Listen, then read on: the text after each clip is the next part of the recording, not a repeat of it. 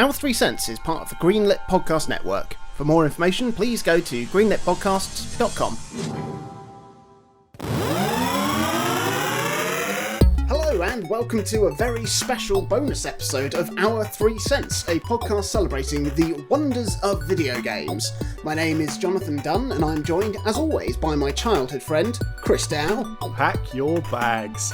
And joining us remotely, displaced by space and time, is my adulthood friend Minty Booth, who I shall be splicing into the episode through the wonders of editing. And for this episode today, we are looking at all things sequels in the world of video games, and because of that, we have increased our numbers, and we are thrilled to welcome to the show the hosts of the podcast Sequelcast 2 and Friends, Alex Miller and Will Thrasher. We can give you magic. We can also give you a pod code. So Sequelcast 2 and Friends is a fellow Greenlit Podcast Network podcast, and it's dedicated to discussion on movie sequels and franchises that have spawned several entries in their series. I was recently welcomed onto the show to talk about the first instalment in the Hobbit trilogy, and I had a really fun time chatting through the good, the bad, and the worst elements of that film with you guys. And it's really, really great to have you on the show now in return. It was good to have you. So, let's start as we always do with our guests and ask you, what games are you playing at the moment? Alex, why don't you take us away with what's currently in your console? If that's not too much of a personal question. The last console I hooked up and actually played was my Nintendo 64, which I'm happy to report is in fully functional condition. Lovely. Always happy to rock out some GoldenEye and Perfect Dark. Thank you, expansion pack, circa 1999. And also, I've been playing a lot of, I like to backslide to some emulator stuff, as well as some games on Steam, Goat Simulator being one of my favorites. What a classic. All those goats simulating everywhere. I know, right? How about you, Thrasher? What's currently occupying your thumbs? Well, I got the boring answer and the exciting answer. The boring answer is Ring Fit for the Switch. Oh, yeah. Which has surprisingly been fun and has turned into a workout on a number of occasions. The fun answer, I have been playing the new console version of the board game Space Hulk for the Xbox. Ooh. I've seen the board game. I haven't seen the video game version. It's a Warhammer 40,000 one, isn't it? Yes, it is. And it's pretty, and having played the board game, it pretty much just is the board game in 3D to the point where when you attack the Gene Stealers, you can actually, there's a mission log. You can go in the mission log and it will tell you what dice your Space Marine rolled to make the attack. Wow. Oh, that's cool. That's cool. I'm a big fan of board games. It's always nice when there's a good video game version of a board game that comes out. But, I love the tactile nature of board games, but certainly in lockdown for the last, 7 years now, I think. Feels like where, we haven't been able to meet up with friends and play board games. It has been really nice to sort of actually have some digital versions and things like a tabletop simulator as well to play, literally all the board games through. Oh, yeah. Very, very good stuff. Lovely. So, sequels are a funny thing. In the realm of movies, it's very rare for a sequel to be as good as the original, and even rarer for a sequel to actually surpass the original. Film sequels have the benefit of, hitting the ground running. They don't need to waste the first act establishing characters and settings because, the first film will have already done that. Unless the film series is branching off on a whopping tangent or, I don't know, exploring a whole other area of its world. Tokyo Drift. Yeah, there you go. That's a Fast and the Furious one, right? Yeah. I think you don't need any prior knowledge of any of those films. Literally, that goes for when you're watching the film as well. If you forget suddenly what happened 20 minutes ago, you're probably fine. You can probably catch up. But classic movie sequels that have been both critically and commercially successful can be counted on the fingers of very few hands. You got Godfather Part 2, Empire Strikes Back, Terminator 2, Aliens, yeah, some others. But in the realm of video games, it's an entirely different story. And because games take so long to make, and because the advances in technology will have progressed so much between two installments of a game, it allows developers to raise the bar fairly easily with a video game sequel, especially if they're not just churning games out, for the same generation of consoles, but like embracing the additional hardware power of a new suite of machines to play with as well. Like the groundwork for the games, their core engines have already been built, and so they can just be as creative as they want with exploring where else their games could go.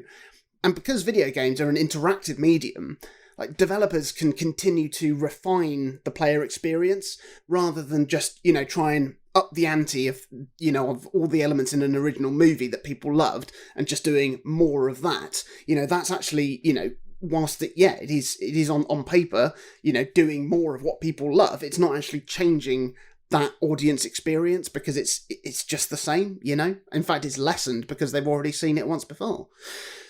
So, we've all prepared some thoughts on sequels in video games. The sequels that worked, sequels that didn't, and the sequels that haven't been, as we look towards the future of games that we would love to see sequels of. And I'm going to kick us off because I've been talking not enough, it seems.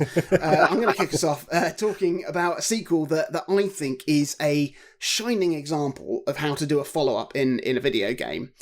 Now, I've spoken about several sequel games on the podcast quite recently, including most recently talking about Pokemon Gold, the first sequel in the Pokemon series.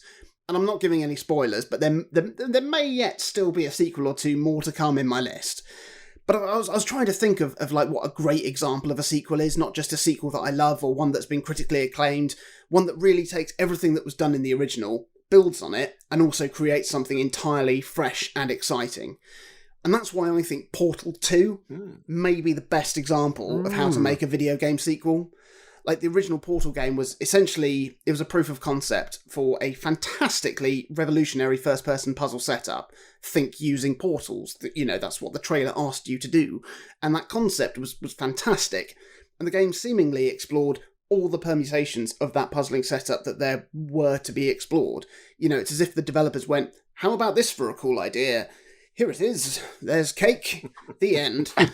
Isn't Portal 2 like Guillermo del Toro's like favorite game of all time or something like that? Yeah, and I mean, a lot of people have cited it as like almost like an ignored classic or like an ignored masterpiece, because I think it did go under people's radar. And when I've looked at like top 100 lists of like the best games on PC, I've seen like Portal 2 come out right on top, and that's extraordinary. I was initially quite sceptical about Portal 2, because I thought, how were they going to expand on what I thought was a complete package in Portal 1? Were they just going to create a bunch of insanely hard puzzles that carried on in the same vein as the original, sort of like, like the Lost Levels for Super Mario Brothers? Like, I didn't know if I wanted that. Like, it would just be, well, that would be like playing the first game again, but just being more miserable doing it, I think. And I was thrilled with what I got, because not only do they set up the concept that you're revisiting this world from the first game, it then literally has you breaking out of the box, I mean, metaphorically and physically, as you're then trying to escape the Aperture Labs with the help of Stephen Merchant in what is possibly the best piece of video game voice acting there's ever been.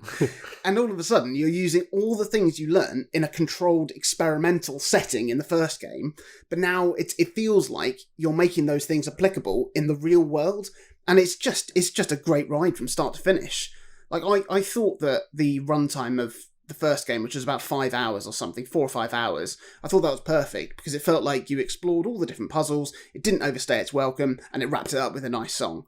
Like, I didn't expect Portal 2 to be as entertaining and fun as it was for like 4 or 5 times that length of play, and to introduce even more concepts to the puzzling with like different types of goo and paint that would make you run faster and bounce and all of that sort of stuff. Well, the other thing I think that makes Portal 2 such an exceptional sequel is, the original Portal, it's very purposefully a very sort of bland and clinical setting. You're just in that laboratory the whole time.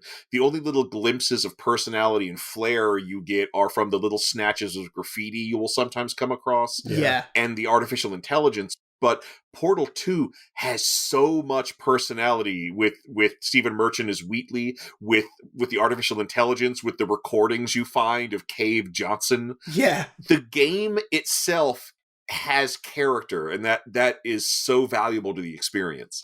Absolutely. And I'm not surprised there hasn't been a Portal 3, because like, even though I thought Portal 1 was complete, until I saw Portal 2. It could be that there is a Portal 3 in development alongside Half-Life 3. I mean, sure, why not? But, you know, as far as I'm concerned, there doesn't need to be a Portal 3 because, you know, Portal 2, you know, it did it. It completed it. How about you then, Thrasher? Let's hand over to you. What is your favourite example of a sequel in video games? Well, when we were doing prep for this, it occurred to me that as far as like good game, amazing sequel, terrible sequel, I could just talk about Dead Space as a trilogy. Ah, yes. Yeah. But I'm not going to do that because I don't want to just talk about Dead Space, though there's a lot of things to talk about in that area. Though if you want to talk about Dead Space, feel free to have me on for that. But if I'm going to look, you know, at all of my history with video games, if I was just to distill just the essence of a great video game sequel, I think I would have to come up with Super Metroid. Ah, yeah. Which, very nice. Aside from, you know, being that, you know, that jump from, you know, the original Metroid is 8-bit, this is 16-bit, the fact that it refines so many classic gameplay elements that are present in the original Metroid, it's also kind of unique because Super Metroid is the third game in the series. It comes after Metroid 2 for the Game Boy, which is largely forgotten. I don't ever hear anyone talk about Metroid 2. No, I mean, certainly not until it was remade for the 3DS, which is absolutely fantastic. But, I mean, you can't do a side-by-side comparison of them. It may as well be a totally new game for what it's worth. It was actually funny because my cousin had Super Metroid, and that was my introduction to Metroid in general. So I just thought that was the game. I didn't know there was a Metroid, you know. Yeah. I was just introduced. So for like you said, for a 16-bit, it's really immersive and a very expansive game, and I mean, it still holds up wonderfully. And the other interesting thing about Super Metroid is that there are things done in that game that I'm not sure I've ever seen done in another game. Just like little things, you know, because you talk about how you go into like different environments and how at one point a whole section of the game takes place in these sea caves, and the way you interact with your environment completely changes. Until, of course, you can get the gravity sphere that lets you sort of move through the water as if you were going through a normal level. But like, there's that whole subsection of the game where you have to break into a crashed spaceship. But because the spaceship is crashed, everything in that part of the game is slanted about 30 degrees to the left. That just creates such a wonderful feeling of being in this crashed, broken down environment. And all the implied storytelling that's in the environment. Like, it's a game with a prologue. You play a prologue on a space station that's falling apart and rocking, and the levels are self-destructing. But once you get into the meat of the game, before you get to the first boss, right before the entrance to that boss fight, you find a wrecked suit of powered armor. It's almost like yours, but blue, and it's got little like scavengers on it that you scare away when you approach it, and that's when you notice that it's like your armor. And that creates such a palpable sense of fear. Like, the last person to get here had all the same weapons I had, and they're dead! What am I going to do? Absolutely brilliant. So then, over to you, Alex. What's been your favourite sequel as a video game, or what do you think is the best example of how it's been done well? So I had to think about this for a minute, because I mean, there's so many to choose from. There's so many different platforms and eras in time. But after giving it due consideration, I would have to say, for a few strange reasons, but I'm gonna have to go with Super Mario 2, the Gonzo one. Because what happened, it's one of the few times where something that happened in a video game is what happens a lot with movie sequels, is that they'll take something else and say, well, oh shit, this Mario thing was really successful. Let's get another one in the works, and basically do a facelift of Mario onto this other game that's completely different in every which way, and try to shoehorn some Mario stuff in there. You know, you got some plumbing references and stuff, but mostly you have potions and bead shooting walkers and all this red logs, and you can fly sometimes. It's just such a crackerjack, whacked out game, and I always loved playing it. I mean, it's like a Lewis Carroll story. You just fall out of a door in midair, you know what I mean? And it's like, how do you collect coins in this? Well, you throw a bottle of potion on the ground, a door appears, you cross into that door, and it's nighttime, and you pull coins out of the ground by yanking up these roots. I mean, that makes perfect sense, right? It's such a weird game, and it was possibly, I think I've said this on the podcast before, I think it was the first Mario game I owned, because I got it as Super Mario Advance on my Game Boy Advance. And I was playing it and thinking, I didn't think this is what Mario was. Check the box. Yeah, and I was like, I'm sure there was, but I'm sure if you jump on things, they're meant to squash and... Hell of a lot of turnips. There's more turnips than I was led to believe there would be. I'll be honest, I was vying up talking about this for my worst example of a sequel. I'm saying, purely because it may as well be like an anthology game. You know, like how Image and Form have done with their SteamWorld games. Right. It may as well have been like, oh, this is just a totally different Mario game, like Mario RPG or Paper Mario and all those. Yeah, Mario Party or something, right? Yeah, like it's that different. It's very strange. It's strange. It's a strange thing to have happened for like I would have loved. I'd love to see the conversations that happened that led to that coming out. Well, I think the conversation was, we have to get a new Mario game out by Christmas. What do you got?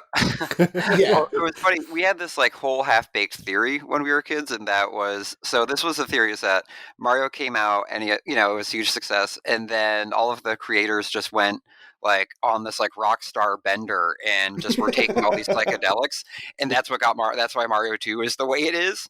And then so that's like their LA Woman Sgt. Pepper's, right? Like the psychedelic wacky move. And then and then they clean up their act, and then Mario 3 was like their apology. I was like, all right, guys, let's get sober, get back on track, and like really hit it out of the park. But of course, that wasn't the case. But that was a much more interesting narrative, I guess, to like a 8-year-old, 10-year-old. Absolutely, I can definitely imagine them going, "Hey guys, do you know what's even cooler than mushrooms? Turnips." Yeah. Well, Mario 2 is such a weird game in concept, execution, in its history, and yet it did go on to like influence the Mario canon. Like the fact that Luigi is taller than Mario, that is first introduced in this game. The fact that Luigi jumps differently than Mario, that was first introduced in this game. Yeah. And you know what, dude? This is like the Mission Impossible 2 of Mario. Like it's like the worst regarded Mario game, but also one of the most important in developing it. I'm totally on board with that analogy. Yep. Yeah. No problem with that at all. Right down to the symmetrical front teeth. Yeah. Chris, how about you then? What game's done it right for you in terms of sequeling? Well, looking back over my list, there's actually quite a lot of sequels, like picking through what I've already talked about. And I've cheated a bit. There's 3 games I want to highlight as sequels that improved upon their initial releases in every conceivable way. 3 games where the first entry in the series was pretty average, and then the sequel just stepped up across the board. So I think the best sequels I've talked about so far for that reason are Jamalami as a sequel to Parappa the Rapper. Oh, yeah. Time Splitters 2 as a sequel to, obviously, Time Splitters. And Burnout 2 as well. Nice. Because in each case, I think the games they followed were probably like 6 out of 10s at best. Parappa was charming and quite original for the time, but it had no replay value. You could beat the game within an hour, and then there wasn't really a reason to go back to it. Yeah, that was a rental game. Yeah, definitely, for sure. Time Splitters was a really good multiplayer game early in the PlayStation 2's life, but just felt really bare bones when being played solo, which is what I was trying to do when I picked it up. And Burnout as well was a totally functional arcade racer, but it was just quite boring. It had no character to it at all. And then when these sequels came out, Jamalami added like a proper musicality to the music game that Parappa was just missing entirely. It remixed stages in several ways to make returning for better ranks feel worthwhile and fresh each time. And I think the fact that the game allows you to play each of Lami's stages as Parappa, as like an unlockable at the end in a more traditional rap battle, it's just like a throwaway thing you get given as a reward for getting a certain amount of ranks. And it kind of shows how paltry the original was in comparison, that basically the entire original game or concept of the original game is just a freebie in this. Time Splitters 2, I think, is one of the juiciest, most generous games of that generation, and easily one of the defining console first-person shooters for the era.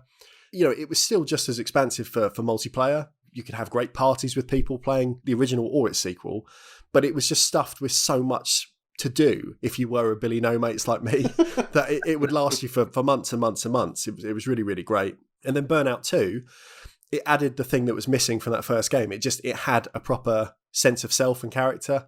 And it was still about driving fast. It was still about going on the wrong side of the road. But everything had been reconsidered just enough to make the game better from start to finish. So races and events were much shorter, more punchy. Aesthetic choices like intense speed blur and the use of those audio filters to like muffle the sound when you're driving really quickly. it all made you feel like you were genuinely breaking the sound barrier, and the first game never really captured that. And then finally, obviously, the crash mode in that game would define the entire series from that point on. So I think for those 3 games, they're just masterful sequels. I think they really do take everything that the kind of design document first games put out and just improve on them entirely. To round this section off, let us hand over to Minty Booth. Mr. Minty, come in. Hello, everyone. I'm talking to you from a better place. 10B. For me, a good sequel builds upon the established mechanics of the original piece of media that came before it. It expands it, it refines it, it polishes it. It leaves you thinking, yes, this is the pinnacle of this idea, the logical conclusion, and perhaps the best it will be. With this in mind, I have to say, the best video game sequel is, or at least the best one that isn't a spoiler, for the main R3 Cent series at the time of recording, is Paper Mario, The Thousand Year Door. Visually, almost identical to the original N64 game, GameCube polish, crisp 2D characters in a serviceable 3D world. We love it. Combat enhanced, with giving your partners a greater role in battle, with their own health bar, the audience with their role in accumulating star power and items, even the stage itself when it comes to hazardous terrain. Side quests, a story that takes you to outer space and pits you against millennia-old demons, the Cave of Trials, utterly sublime, takes everything that the original game did well, and elevates it. Just wonderful. So, I mean, here on R3 Cents, we don't like to be negative, but there are often things we can learn from bad games. Chris learned recently from Balan Wonderworld. I don't know, actually, because you actually seem to enjoy it, which is, I mean, you're clearly relentlessly positive. What is the worst example of a sequel you've played, Chris? Oh, well, you and Minty both know that I'm a big fan of rhythm games. And I think that Guitar Hero Smash Hits, which was one of the latter-day rushed-out-the-door sequels, add-ons, whatever you want to call it, I think that was one of the crappiest follow-ups I've ever played in any series. And I think for lots of reasons, like at the time, Activision had just reached peak greed, and the series had been annualised for quite a while at that point. But in the year that Smash Hits came out in 2009, we got Guitar Hero 4, Guitar Hero Van Halen, Band Hero, Smash Hits, and Guitar Hero Metallica in 1 year. So there was never more than about 2 months in between releases. And even for me, as someone who bought all the music games, this was a bit much. I could have picked from a few of those, to be honest, that year, to represent the very worst of what this series would go on to represent. But Smash Hits, for me, always felt really egregious, because on paper, it took songs that were in Guitar Hero 1, 2, 3, and Guitar Hero Rocks the 80s. And the idea was that they would be modernised by placing them in the full band setup that was kind of what Guitar Hero was doing at the time. So it added support for drums and vocals and whatever else, and whatever was customary at the point. But because they were pumping out this many games, Smash Hits got farmed out to a third-party developer. So the note charts in the game just didn't make any sense in places. The difficulty was boosted to stupid levels to try and keep those who could play Through the Fire and Flames blindfolded happy, even though, you know, that was a very small portion of the people who wanted to play a new Guitar Hero game. The online netcode at the time was broken. Like, I remember going for achievements that were like to win X amount of games online, hitting the threshold again, and just not being rewarded for it. Oh, God. And worse for me as well, like, because it was driven by licensing, it left out a lot of what were the kind of the stone cold classics from the games it drew from. And settled with a lot of subpar choices, presumably because it was easier to get the license paid up. The best example of why I dislike this game so much, though, and I think it really does represent just what this was as a product, Slayer's Raining Blood was in Guitar Hero 3, and it was in Smash Hits. When it returns here, it's got such a lazy note chart, you know, as was standard for a lot of these songs. But at the very end of the song, it's got kind of a big silly breakdown. And then it's got a point that's just meant to be the calm at the end of the storm, just like a held chord. And in this version, it asks you to play a chord that uses all 5 buttons on the neck with your 4 fingers. And yeah, it's possible. You can kind of grip the whole thing with your fist if you really need to. But it's so ugly and silly, and the game, it's just dumb. It's really dumb. And I think it's not a surprise that it was only really like a year or two later that rhythm games that was kind of it, because on both sides, the Guitar Hero franchise and the Rock Band franchise, there was too much there at that point. That it was just total market saturation, that every household had 15 plastic guitars and 8 plastic drum sets, and everyone had like a total condo style clear out at the same time, and everything just ended up in landfill. Goodness, yeah. You know, if Smash Hits was the punctuation at the end of that really exciting time. You know, just like movies, developers get cash grabby and then they start putting out crap, and it's like, the bubble bursts. Yeah, that's totally it. And like you said, it gets to a difficulty point where it's like that great South Park episode where it's you're not far from just being able to just play it on a guitar. Yeah, exactly. You're dangerously close to becoming a musician, my God. So at the height of the Rock Band and Guitar Hero mania, it just occurred to me that those like plastic guitar controllers were just ubiquitous, and it always seemed so strange that no third party ever developed their own game that would use the existing guitar as its interface. Like, I was always like shocked. I was like, well, why isn't there a game where like you're like a bard in a fantasy kingdom, and when you want to do something magical, you just play on your Rock Band guitar and you can make magic things happen in the game? Yeah, I'd play that. The only one that I played, there was a game called Sequence, like an indie game, and it was meant to be kind of like an RPG mixed with a rhythm game, essentially. And it did let you use different controllers. So it just had essentially like 5 generic lanes that you were pressing either buttons on a pad, or it did support like using a guitar controller or a drum set or whatever. But because it wasn't designed specifically for that purpose, it never felt quite right. So it was kind of a magnanimous idea, but not really delivered upon. Yeah, I mean, you do still, obviously, you see people playing like Dark Souls on a dance mat, or, the Donkey Konga bongos. Yeah. Thank goodness. Thank goodness for, well, I never thought I'd say this, but thank goodness for people. It is strange. Like, I've played Donkey Konga with the bongos, and even then, whenever someone talks about it, it sounds made up. I have to take a moment to remind myself that was real. Alex, how about you? What's the worst example of a sequel you've played? So it took me a while to arrive at one of the best video game sequels, or in my opinion. This one didn't take me very long at all, and that was Mortal Kombat Mythology's Sub-Zero for the 64. Oh, that's a stinker, wow. Isn't it? This is just rough in every sense of the word. And like, they knew how to market that, man. Like, I was like, 12, 13, perfect age for a Mortal Kombat game. And Sub-Zero, that's like the coolest one aside from Raiden. So yeah, I'm like, oh, this is going to be awesome. And then, there should have been a warning sign because I bought it used like the day it came out. Never a good sign. And I got it, and I was like, I think after, like, I really tried to convince myself that this was cool. I mean, the gameplay was just nearly impossible. It was like a puzzle side scroller with very little to no fighting. And like, I remember I tried to psych myself up. I'm like, oh, look at the background. Look at that graphics on that spinning wind vane, you know what I mean? I'm trying so hard. I'm like, oh man, this sucks. I just wasted like $40.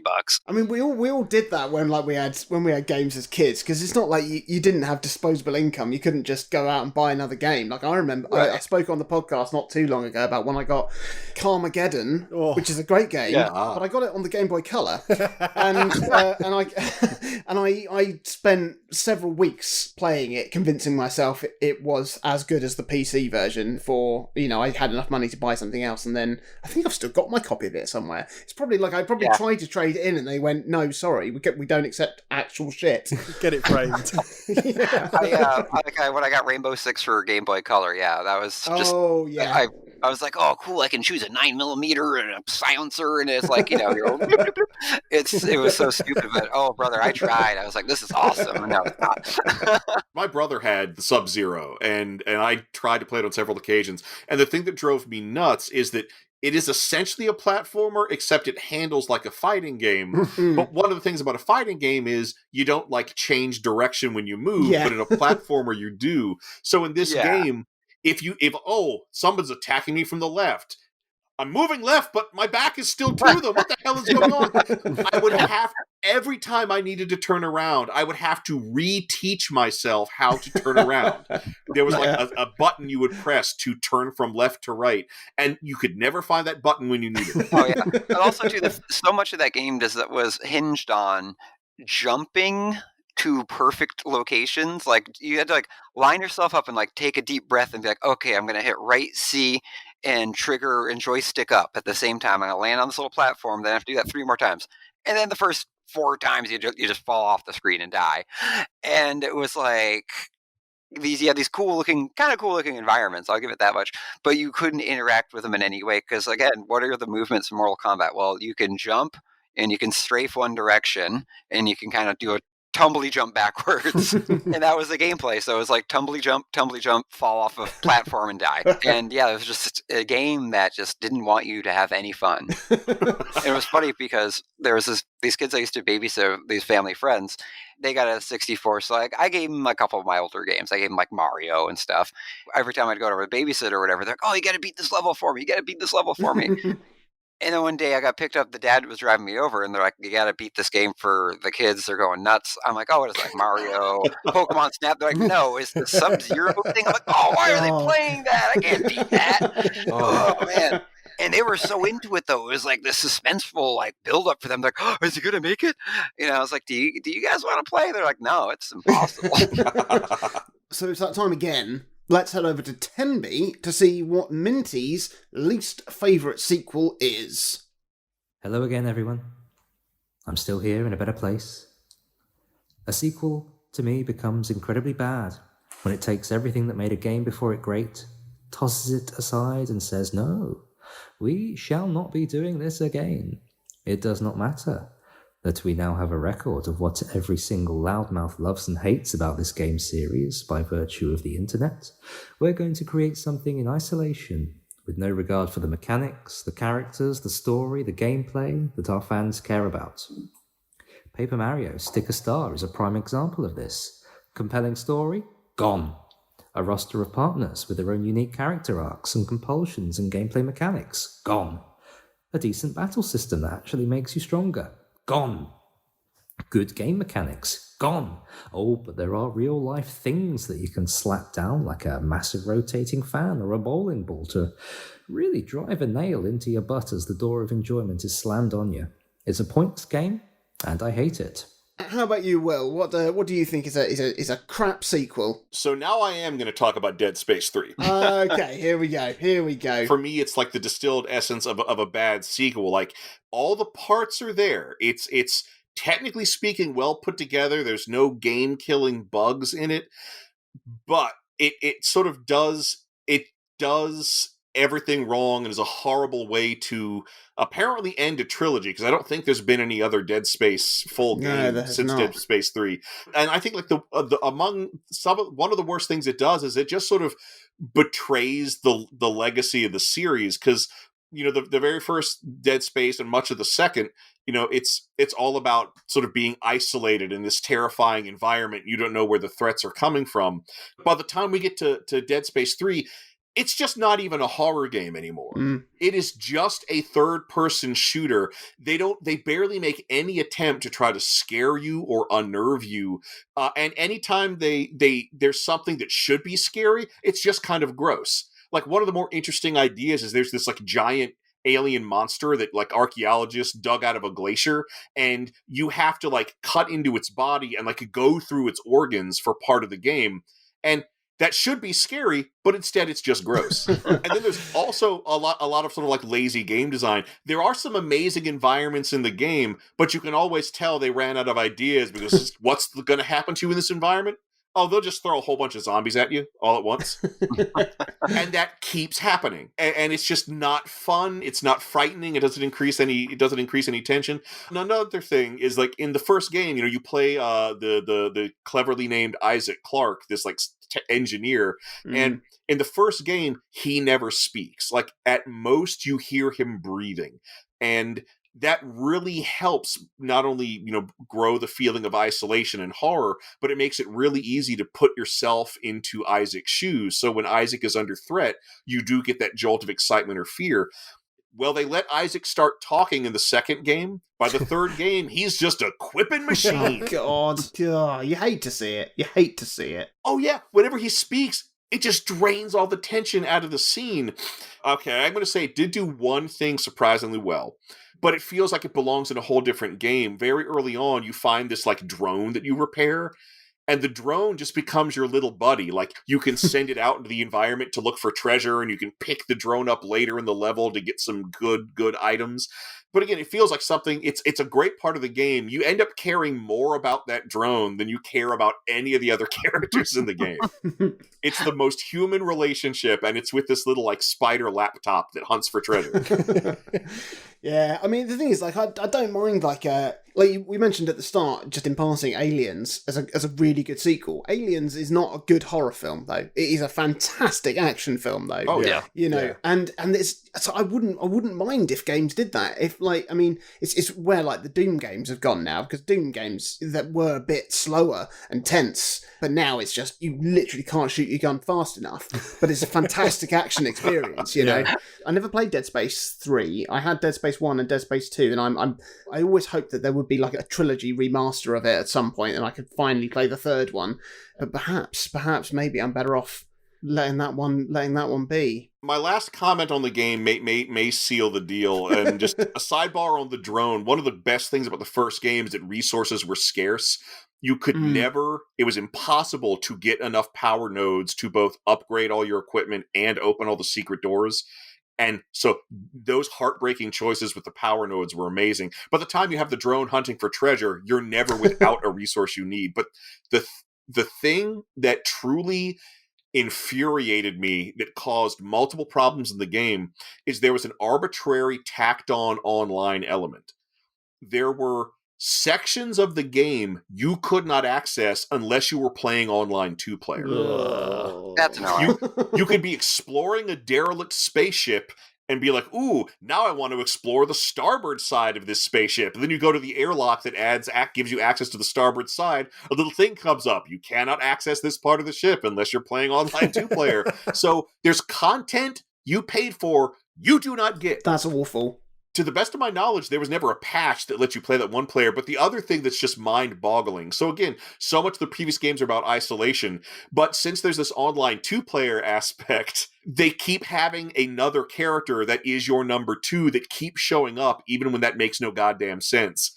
Like, multiple times in the game, like, I'm attacked by a monster, and then this other character comes in. Oh, you've been following me the whole time? Yes, you have. And he says something and then goes off because nobody's playing him. And it's so bizarre. That's really, really poor. I mean, that's, again, another example of, like, of going, oh, what we need to do is have more of stuff in here, but without any actual thinking about how that might work, or how that might feel, or you know, affect the player experience.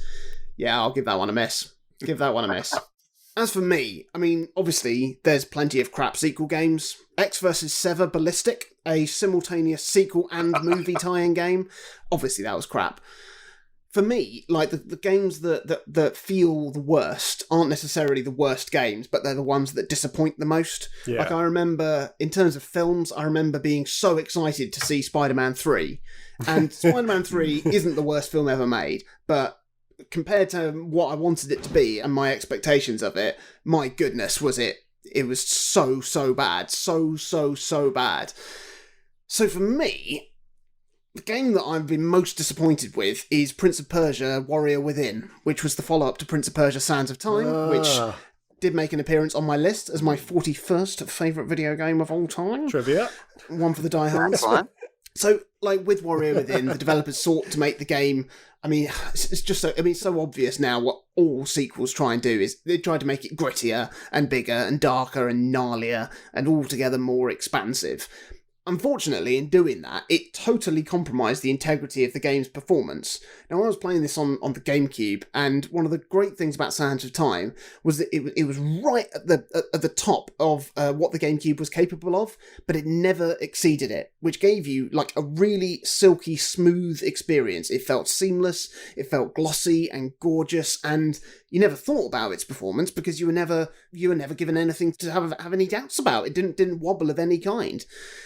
But in adding a bunch of like dark and shadowy particle effects, like making the environments bigger, making the prince fight with 2 weapons instead of 1, and like you could also now like steal weapons off your enemy instead of, you know, like a conveniently simplistically animated single sword, and you could do like some sand blast effects as well. It all just got quite choppy.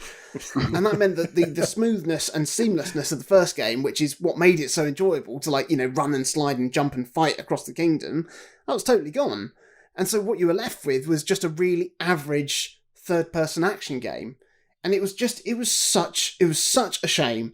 Because, I mean, I happily played through Sands of Time 3, 4, 5, 6 times. Like, by the end, I could complete it in about 3 hours, maybe, something like that. Because it was so fun to play. And I thought, great, the game doesn't need to do anything. It doesn't need to make it bigger or darker or more particle-y or whatever. It just needs to give me more of that, please. You know, something that was just slightly different to the first one, because I'm happy enough just playing to do the first one over and over, to be honest. But yeah, it was just a real shame. It was just a real flipping shame. That's what it was. That's what it was. And I mean, I'm hoping that the remaster of Sands of Time that's coming out this year will be, well, for one, I hope it's going to be good for a start. Who knows? If it's good, hopefully that will set them up to properly present Warrior Within and the Two Thrones. Hopefully they might remaster those, and we'll, you know, might get to see them have a bit of a chance to shine in the sun. But I mean, yeah, it was just you know what it was? It was a shame. I anticipate that remaster will be bad. Yeah, I have a feeling it's going to be a bad remaster. Yeah, I think it's going to be glitchy. It's going to be like 13 when that came out recently. God, yeah. I remember that. Ooh-wee. There were so many games I played on my Mac, like my Apple growing up, you know, Sensory Overload, freaking Marathon, Wolfenstein. And I used to love the Prince of Persia. There was only 2 for a long time. Prince of Persia, and what was the second one? The Shadow and the Flame, which was awesome. Great title. Awesome game. 93, I think it came out. And Myst, all those like other games that were popular on Apple. And I remember when Sands of Time came out, I'm like, whoa, Prince of Persia's still like in the conversation of video games? What's going on here? Because I just thought this was like this weird little Mac game that I played as a kid. I didn't know other people like it became a thing, and yeah, it's still a thing, which is wild. And now a word from our sponsor. And now a word from our sponsor. And now a word from our sponsor. Hey Lassie, what are you doing here?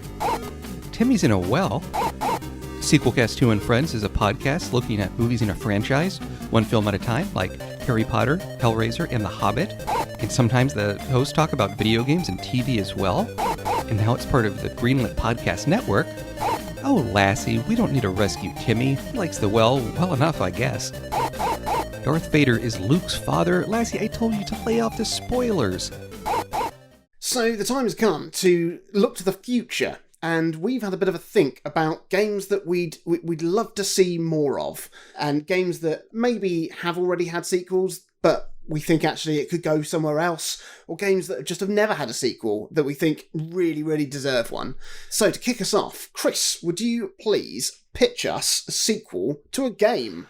I would like Outrun 3, please. Ah, yeah. Because I've had both the original Outrun and its sequel on my list already. It's one of the only franchises where I had both as separate entries, and I just want more. Yeah. Like, a new arcade game would be great. It's not going to happen, but it would be great. But equally, I just think, take Outrun, give it to the boys at Sumo, who did the home conversion of Outrun 2 for all platforms, because they really know their onions. They make good racing games, and they did all the good Sonic racing games. They did the recent Hot Shots racing that I talked about in the podcast not that long ago. They can make a throwback arcade racer that stands up, even if it's presented as being a sort of canonical sequel to the established greats like Outrun. I think they would do it proper justice. But I do think it would have to be something very different, because the second game is very different to the first. And I think I'd want the third to be similar, like still a racing game, obviously, but that it focused on something else. Because the first game was very much about the sense of journey. The second game is all about just endless drifting. It needs something that's still driving in a unique and interesting way. Open world. Open world, yeah, I guess. It'd be like Test Drive Unlimited. That was a good game. But anyway, that's off topic. I just want the third to do something different, but just have, you know, the feeling of driving at its heart. And I think they would be equipped to do that. So yeah, Sega, make me happy. Stop giving me Balan Wonderworld. Stop publishing shit. Will, how about you? Why don't you pitch us a game that you would love to see? All right, so one of my favorite games of all time is Okami. Oh, yeah. Okami did have a sequel, Okami Den, for the Nintendo DS. Yeah, what was that? Because I was never sure whether or not that was like just a condensed version of the original or like a side story or something. Was it? Oh no, it's actually very sweet. You play the children of the characters of the first game, so you're like this little. You start out as a little boy who's a descendant of Susanoo and the woman who makes the sake, and instead of having Amaterasu, it's like a pup. It's like this wolf pup that's invested with her power. That's it. I'm getting it now. It really is adorable, but one of the features is that in this one, the boy is riding on the puppy. So, like, you do things together. So you actually do some, like, platformer action with combat with, like, the kid riding on your back. But then you still do all the stuff with the magic brush. But overall, like, it is kind of more of the same. You interact with the world the same way. It has the same look, and it tells a similar kind of story. Although it is fun that in different parts of the game, you do swap out riders, and other children of other characters will ride on the wolf pup's back. The two things that I love so much about Okami, aside from everything, is that just the look of it, just the fact that it looks like a living ink wash painting on rice paper that has come to life, and that you interact with it with a brush, and that it is quintessentially Japanese. So for me to do my Okami sequel, we will take another quintessentially Japanese art form and apply Okami to it. So take everything you know about Okami, but now it's set in the 1970s, and it's done in the visual style of a 1970s manga. Oh, yeah.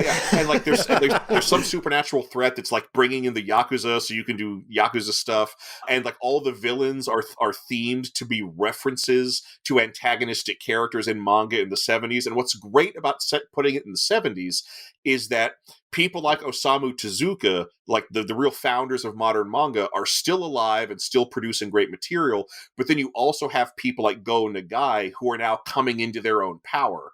And so like the old and the new of that era will be represented in the game, but also we'll still bring back the brush. Only now, instead of doing like environmental effects, you're using the brush to like bring in elements of manga. So like you can draw speed lines on the page, and that gives you like a time acceleration effect. That's great. Yeah, and like you could even like write in sound effects, and you can get like, so like if like you attack a character and right when the punch lands or whatever the attack is, and you bring down the brush and you put in the kanji for like don, like a big punch sound effect, it makes your attack more powerful. So you're doing manga art stuff in this world, like a mashup between Beautiful Joe and Scribblenauts. I was just thinking Beautiful Joe, because the one on the DS, you were using the touchscreen to draw the VFX effects. I never played that one in the end. It was okay. It wouldn't be on a best sequels list, I'll say that. Yeah. I mean, that sounds great. I'd buy that. Let's get it made then. Let's just make it happen. Easy. I'm sure Clover can reform and put me in charge of a project. Yeah. You know what? Let's aim big. I mean, I'd love to see Beautiful Joe 3 while we're talking about that. I'd love to see a sequel to Bloodborne. I'd love to see a sequel to Sekiro. I'd love to see a Knights game in VR. And there's loads of games, obviously, I'd love to see, outside of the big franchises like, Zelda and Mario. I know I'm going to get another one of those at some point, or Pokemon. I mean, to be honest, if we'd have recorded this a year ago, I think a sequel that I wanted to see more than anything would have been a new Pokemon Snap. Yeah, and it's coming out in a couple of weeks. It's literally coming out in 5 days' time. Is that what it is? I've got a pre-order, but I didn't know it was that soon. I'm just hoping. I know that it's not going to, but I really hope that it's got functionality with the Labo VR camera, which is it feels so much better. I mean, to be honest, all of the VR Labo stuff worked a lot better than I thought it would. Yeah, it did. Which, to be honest, doesn't actually say much because it looks like it's going to be a terrible experience, but it's really good fun. But yeah, if they somehow build in integration with the camera, oh my goodness, it's one of the. I think it's going to be the first game I'm going to actively play with motion controls on, because usually I would just turn motion controls off on anything I'm doing, unless it's Ring Fit Adventure. Although, to be honest, I did try. I mean, there's games that have almost had sequels that is always devastating when you hear about a project that was almost like we've been talking about Alien, the unmade version of Alien 3, which I think actually got like a radio adaptation in the last few years, where the original idea was that like Ripley lands on a planet that's made entirely out of wood, and it's a one big monastery, and it's like you hear about things like that and you just think, oh my god, I'd love to have seen that. And there was a sequel being developed for Eternal Darkness called Shadow of the Eternals, and it was going to expand on the mythos of the original. It looked amazing, it sounded incredible, but then it had a couple of failed Kickstarter attempts, and now it looks like it's going to stay dead. But a game that I think deserves a sequel, that I think just deserves expanding, or at least just revisiting for its world and gameplay to grow and modernise. And the only thing I come back to is Panzer Dragoon Saga. Oh. Me and Chris spoke about this game when it appeared on both of our lists in consecutive weeks. Yeah. In like the 20s somewhere. And we both ended up replaying the entire game before talking about it, which was actually a bit of a mistake. Because usually, like, I often have a fear that if I revisit an old game, I go, oh, actually, you know what, it really doesn't hold up. But with Panzer Dragoon Saga, it was the opposite, and we both went, oh god, this is far too low on our list. This is so good. And I mean, I said back then, I've said it many times in the past to anyone who'll listen, that I'd love a proper remake of the game, but we know that the source code for that game is long gone, so we're never going to see like a quick remaster or even like a port of it. But when I was replaying it, my brain was just going off on a massive one and thinking of all the ways like the game and the world could be expanded, because there's so much history and lore in this world. You could easily see like an entire prequel to the game exploring some of the events that are hinted at in the game. Yeah. Or see like an entire sequel to the game, or a sidequel to the game, like seeing what else was going on in the world at the time of the events of Saga. Or it could be, what I think it should be, is just a bulked out version of the original game, which has events leading up to it, and then the actual events of the original game take place in the middle of the game. So actually it's sort of, packaging it around bigger stuff and making the whole thing big and the world be just bigger, and I would say like more alive, but not with people, because it's very sparse, and that's something that's very, very special. But like in some of the areas you go to, and you get a sense of like the wildlife that's there, that's still there, like having more of a sense of that. I literally just this morning played through Abzu, and so I want fish everywhere. That's what I want in all games. Wherever I go, I want fish to follow. That's my current thing. I look at like what they've done with the remake of Final Fantasy VII, and taken the original game and just made it enormous, just built on it in every way. And I want Panzer Dragoon Saga 2, Panzer Dragoon Sagas, no, Panzer Dragoon, Panzers, Dragoons, no, I don't know what it'd be called. It doesn't matter. I want it in 4K. I want it on my PS5. I want it now. And I'll be honest, I'm constantly livid that I don't have it. I think what they should do, if they were actually going to sort of greenlight that project, do it as a big 4K thing, but do it as Sega Saturn low poly and grubby textures. Ooh, because a lot of games are like just starting now. We're coming out the other side of the obsession with like the 8-bit pixel art stuff. Yeah. And there's been a few indie games which touch on that, leaning back into the warping textures of the PlayStation 1 and the Saturn. Yeah. It's like how 90s clothes are cool again. Yeah, but to kind of take what is a AAA game at this stage, if it was going to be a big Sega production again, like Balan Wonderworld, just like Balan Wonderworld, but put in that in the design document, really actually play to that. I think it could look really unique and really, really stand out as an example of not just something that is meant to look like it is on a PlayStation or a Saturn, something that is just really leaning into that as if that was always the aesthetic of that world.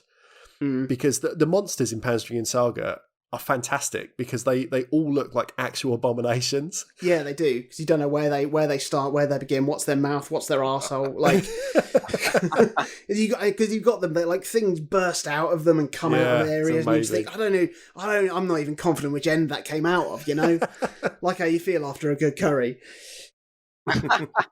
So for one last time, let's hand it over to Minty to see what video game sequel his tender little head has cooked up for us. Hello everyone, Minty here, speaking to you again from a better place. I have been gifted with the knowledge of what makes a good sequel, and I'm ready to speak my idea of a good sequel into being. I really hope that Tom Nintendo or Barbara Xbox is listening. The world's great pastime, as we have seen in the news recently, is football. Oh, the fervour that defends it from economically corpulent swine. A game by the people and for the people. We've seen this in such games as FIFA 18, FIFA 19, FIFA 20. We see them tighten game mechanics, tweak graphics, bring in upcoming players, polish training exercises, but what's next for this beautiful game? Well, the answer lies in the name of the sequel. Football 2. 2 footballs. Think of it in terms of video games. Breakout, multi-ball is a power-up. Peggle, multi-ball is a power-up. Give it a what the golf twist. I dare you. And I'm waiting. Goodbye, everyone. Alex, why don't you finish this section off? Pitch us a sequel. Pitch us a sequel that we want to play. Turok got mentioned earlier, and I think that was the first 64 game we actually had. Maybe I overthink things, or maybe partially my mother's Native American. And I thought the concept was very strange because you have a native dude who is traveling dimensions and killing dinosaurs and an extinct species of animal. It just seemed like a little counterintuitive, so I thought it would be interesting if we flip the script a little bit. So Turok gets his DNA crossed with a dinosaur in traveling time. What we have is a reptilian-human hybrid who's bent on destroying humans. What you do is that you have a human-hunting, sentient reptilian hybrid hopping from dimensions and time periods, basically trying to rack up as many human tallies as you can. Since you're time traveling, you get dumped at Times Square, you get dumped at the Bastille in the 1700s, you get dumped in like an Antarctic dimension, and you have to survive and shit. So yeah, a time traveling, dimension shifting, human reptilian hybrid hunter game. If Ubisoft developed it, they just need to pull out all of the environments from every Assassin's Creed game and just chuck a bunch of lizards in them. Yeah, easy. There you go. Yeah, you're good. That'd be that's a quick buck for you there if you're listening, Ubisoft. If you're listening, of course you're listening, Ubisoft. Of course you're paying into Patreon. So there we have it. I hope you've enjoyed our discussion of all things sequels. It's been a huge pleasure to be joined by Alex and Will from the Sequelcast podcast. Thank you very much, chaps. Yeah, thanks for having us. Oh, you're welcome. If you want to get in touch with us, you can do that via all kinds of places. Engage with us on social media, facebook.com/R3Cents, Instagram at O3C Podcast. We've got a YouTube channel. You can go to YouTube and search for R3Cents and you'll find all of our video content there. We sometimes stream live on Twitch at O3C Podcast. Or you can reach out to us individually. You can take us to task on our opinions. Tell us what sequels you love. Tell us what sequels you don't love. But more than that, tell us what sequels there should be, because if these suggestions are anything to go by, I want to hear more. I want to hear more of these. You can reach me on Twitter at Jonathan Dunn. You can shout at me at Chaz_Hodges. And I believe you can follow Minty on Twitter at Clement_Boo. Alex and Will, if people want to get in touch with you, what is the best way to do that? Well, you can follow me on Twitter at InternetMayor. And you can follow me on Twitter at CrabNebula1914. Also, our other host for the Sequelcast, and in fact, the founder and creator of the Sequelcast, Matt, who could not make it today. If you want to follow him on Twitter, you can follow him on Twitter at MATWBT. You can, of course, find Sequelcast 2 on the Greenlit Podcast Network, or just type sequelcast2.com into whatever interface you're using, and that should take you right to our site. I can't recommend the podcast highly enough. It's really, really good fun, and much like ours, it takes an excellent attitude towards some films that may have flown under your radar, or perhaps have been eclipsed by. No, they couldn't be eclipsed by their first film, could they? What's the opposite of an eclipse? A big reveal. Yes. A different eclipse. If you are interested in video game movies, so we covered the Mortal Kombat movies in the past because there's a new Mortal Kombat movie. Oh, yeah. Our next movie is going to be the new Mortal Kombat. Oh, fantastic. I'm so hyped to see that, and I don't even care if it's crap. I just can't wait for it. I can't wait for it. And please do join us next week, where Chris will be kicking off our 6th favourite video games of all time by telling you what he thinks, statistically, is better than... No, I don't know how many video games there are, so I can't tell you. I just thought I could conjure the number of video games there are and minus 6. That's what I thought I could do then. Idiot. You take 1 cent, you take 2 cents, you take 3 cents, and there you have all 3 cents. And now a word from our sponsor. And now a word from our sponsor. And now a word from our sponsor. Video Death Loop is a podcast where we watch a short video clip on loop until we just can't take it anymore. Along the way, we'll try our best to make each other laugh and to hold out longer than the other guy. You can jump in on any episode, no need to worry about continuity. Check out Video Death Loop on the Greenlit Podcast Network with new episodes every Friday.